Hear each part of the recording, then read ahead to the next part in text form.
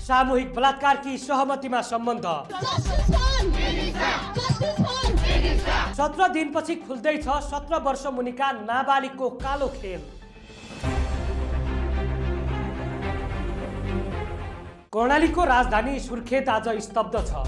फागुन 23 गते ट्युसन पढ्न जान्छु भन्दै हिँडेकी 16 वर्षीय इनिसा विकको शव आज 17औं दिनसम्म पनि प्रदेश अस्पतालको मर्चरीको चिसो बाकसमा बन्द छ।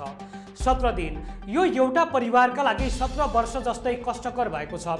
आफ्नै कलिलो छोरीको विभत्स अन्त्य देख्नु परेका बुबा इन्द्र विकको आँखाको आँसु उभाइसक्यो, तर उनको आक्रोश अझै दन्किरहेको छ। उनले एउटै कुरा पटक पटक भनिरहेका छन्, जबसम्म मेरो छोरीलाई न्याय मिल्दैन तबसम्म अपराधीहरूलाई फाँसी वा आजीवन कारावासको ग्यारेन्टी हुँदैन, म यो सब उठाउँदिन। एउटा बुबाले आफ्नै सन्तानको सब बुझ्न इन्कार गर्नु राज्यको न्याय प्रणालीमाथिको सबैभन्दा ठूलो थप्पड हो। 17 दिन बितिसक्दा पनि प्रहरीले अनुसन्धान चल्दैछ भन्नु र अपराधीहरू नाबालिगको खोल ओढेर सुरक्षित महसुस गर्नुले समाजमा गम्भीर प्रश्न उठाएको छ। के गरिब र दलितको छोरी भएकै कारण इनिसाको न्यायमा ढिलाइ भइरहेको हो? सुर्खेतको जनजागरण सामुदायिक वनमा त्यो दिन के भएको थियो, अब पर्दा खुल्दैछ। के इनिसाको सामूहिक बलात्कार नै भएको हो त? के भन्छ रिपोर्ट?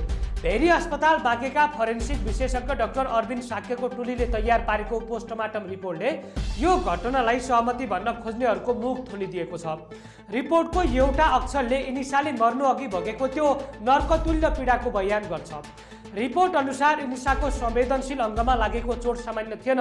पाठीघरसम्मै च्यातिएको र त्यसबाट भएको अत्याधिक रक्तस्राव नै मृत्युको मुख्य कारण हो। यो केवल यौन सम्बन्ध मात्र थिएन, यो त एउटा पाशविक र हिंसक आक्रमण थियो। घटनास्थलमा रगतको भेल बगेको देखिनु र इनिसाको शरीरका भित्री अङ्गहरू छिया हुनुले के सङ्केत गर्छ भने त्यहाँ चरम यातना र जबरजस्ती भएको थियो। प्रहरीले बाहिरी चोट नभएको दाबी गरे पनि रिपोर्टले इनिसाको ढाडमा कोतरिएका दागहरू फेला पारेको छ। यसको सिधै अर्थ हुन्छ अचेत भएकी वा मरिसकेकी इनिसालाई अपराधीले करिब 2.5 मिटर परसम्म भुइँमा लतारेर लगेको थियो। किन लतारियो त? के प्रमाण मेटाउन खोजिएको थियो वा इनिसालाई त्यहाँ कसैले देख्छ कि भनेर लुकाउन खोजिएको थियो? यी प्रश्नहरूले अपराधीको क्रूरता छर्लङ्ग पार्छ। इनिसा विक प्रकरणले ततायो संसद, सांसदहरूले टेबल ठोकेरै गरे यस्ता माग। यो प्रकरणले अब सुर्खेतको वन मात्र होइन, कर्णाली प्रदेश सभाको बैठकलाई पनि राताम्ने बनाएको छ। बिहिबारदेखि सुरु भएको संसद बैठकमा सांसदहरूले टेबल ठोकेर सरकारलाई घेरेका छन्। सांसद उर्मिला विश्वकर्माको गर्जनले संसद भवन थर्कियो। उनले भनेकी थिइन्, कति दिनसम्म हामीले छोरीहरूको रगतको मूल्य मागिरहने? बलात्कारपछि हत्या गर्नेलाई अब मृत्युदण्ड दिने कानुन नल्याई सुखै छैन। सांसद रणसिंह परियार र कृष्णबहादुर जीसीले अनुसन्धानमा भइरहेको ढिलाइले अपराधीलाई प्रमाण नष्ट गर्ने मौका मिलिरहेको आरोप लगाए। मुख्यमन्त्री यामलाल पौडेलले संसदमा जवाब दिँदै अनुसन्धानलाई वैज्ञानिक बनाइएको र कोही पनि दोषी नउकिने प्रतिबद्धता समेत जनाए र जनताको आक्रोश रोकिएको छैन। मुख्यमन्त्रीले युट्युबरहरूले अनुसन्धानमा बाधा पुर्याएको गुनासो गरे, तर नागरिक समाजले सोधिरहेको छ, के युट्युबरका कारण 17 दिनसम्म पोस्टमार्टम र भिसेरा रिपोर्ट नआएको हो र? सामूहिक बलात्कारको आशंका र ती 3 जनाको शङ्कास्पद भूमिका।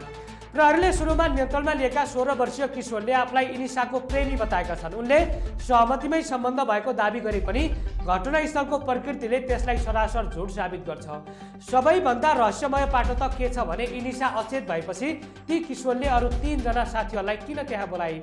परिवारले किटाली जाहेरी अनुसार ती 3 जना